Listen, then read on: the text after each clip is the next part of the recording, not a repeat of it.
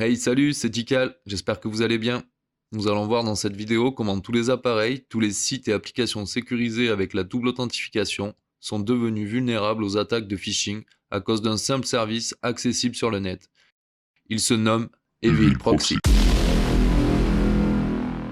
Evil Proxy est un outil tout en un pour que n'importe quel apprenti hacker qui a envie de s'essayer à l'hameçonnage puisse y avoir accès pour quelques centaines de dollars. Je suis sûr que certains doivent se poser la question, c'est quoi l'hameçonnage ? D'abord tu nous parles de proxy, de hacker, et après de pêche ?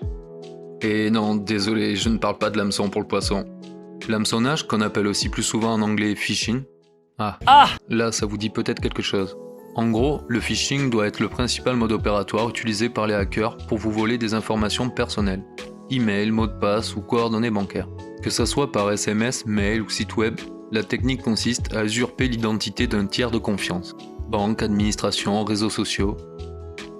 Et pour cela, ils vont utiliser divers moyens. Par exemple, un faux site web qui imite une marque, ou encore une administration.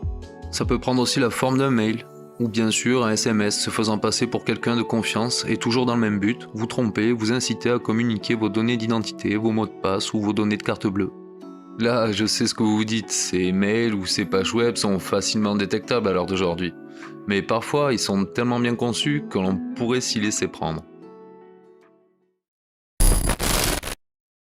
Le phishing n'est normalement pas à la portée de tous, surtout en 2022, car la plupart des applications ou sites web ont ce qu'on appelle la double authentification. Vous savez, cette mesure de sécurité consistant à vérifier votre identité par un second moyen. Généralement, cela s'apparente à un SMS que vous recevrez avec un code. Ce qui d'ailleurs, pendant la dernière décennie, n'a pas facilité le travail des hackers. Cela nécessitait de bonnes compétences en sécurité informatique, mais c'était sans compter sur certains logiciels, services avec abonnement qui commencent à voir le jour sur le darknet et qui va grandement leur faciliter la tâche. En voici quelques exemples. Evil Proxy, Bulletproof Link, Modrinchka, Muranea, Necrobowser, Evil Jinx 2. Des chercheurs en cybersécurité de Resecurity, qui est une plateforme d'analyse des menaces basée sur le cloud, ont découvert sur le dark web des outils qui permettent d'outrepasser l'authentification à double facteur de presque la plupart des sites et services en ligne. Google, Facebook, Twitter, Microsoft, même Apple n'y a pas échappé.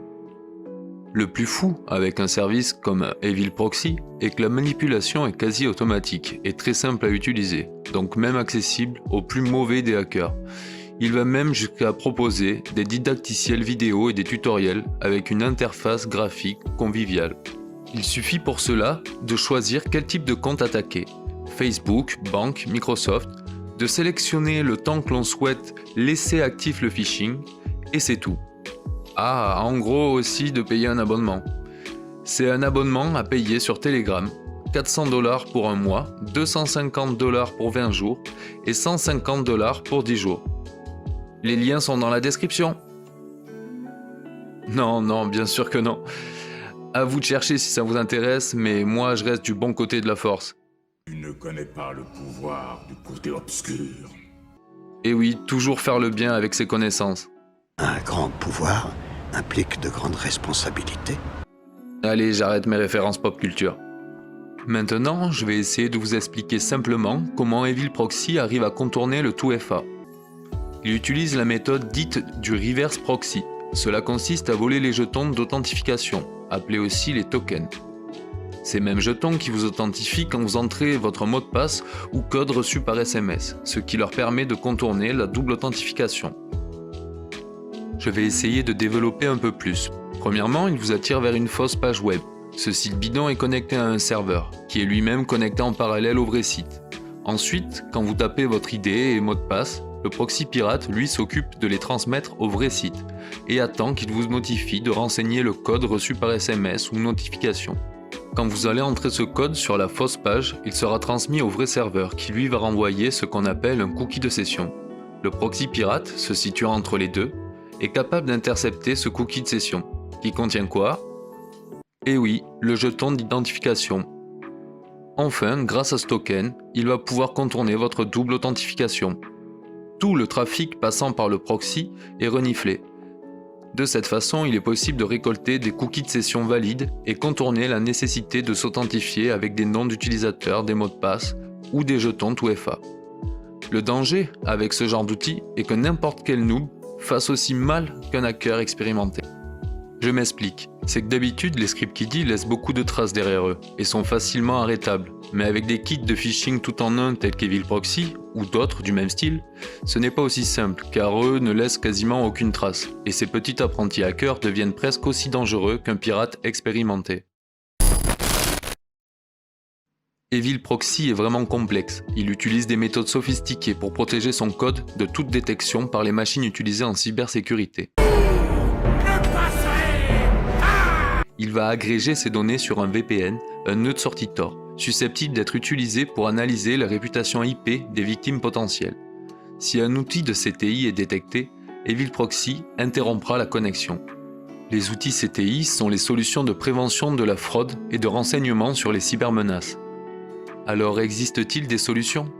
Pour s'en protéger, il existe des techniques d'authentification fortes qui rendent Evil Proxy inopérant, comme le protocole FIDO, qui va systématiquement vérifier l'identité du site avant d'envoyer le token 2FA. Malheureusement, à l'heure d'aujourd'hui, il n'y a pas trop de sites ou services en ligne qui ont cette technologie pour le moment. Pour conclure le sujet, il vous appartient à vous, utilisateurs, de rester vigilants en vérifiant manuellement et constamment l'identité du site sur lequel vous êtes, en vérifiant par exemple si le site a bien été orthographié. Ou plus embêtant, j'avoue, en saisissant soi-même l'adresse du site dans son navigateur, plutôt que de suivre un lien. Après, je dis ça, je dis rien. Merci d'avoir suivi cette vidéo, j'espère que le sujet vous aura plu, car moi oui, je trouvais important d'informer la commune de ce genre de nouveauté, qui met forcément grandement à mal le protocole de sécurité le plus utilisé à l'heure d'aujourd'hui. A bientôt pour de nouvelles vidéos.